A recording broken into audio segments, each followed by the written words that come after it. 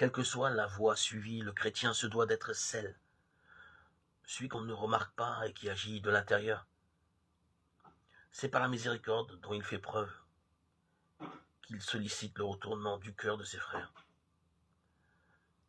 S'efforçant de vivre en paix, espérant une paix absolue et définitive, il introduit au sein du monde le virus de la paix. Action humble et lente, mais seule réellement efficace.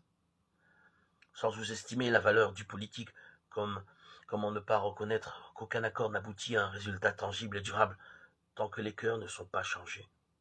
Il importe avant tout que par l'action du disciple de Jésus, l'Esprit travaille le monde et l'amène à rêver à une paix authentique. De toute évidence, le disciple n'est pas seul à œuvrer en ce sens.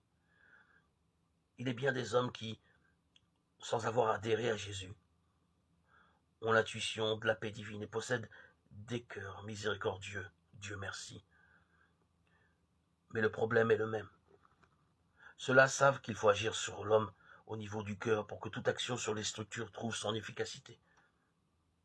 Certains marxistes eux-mêmes, et non des moindres, sont revenus sur ce postulat que les structures à elles seules changent l'homme. L'expérience leur montre leur erreur.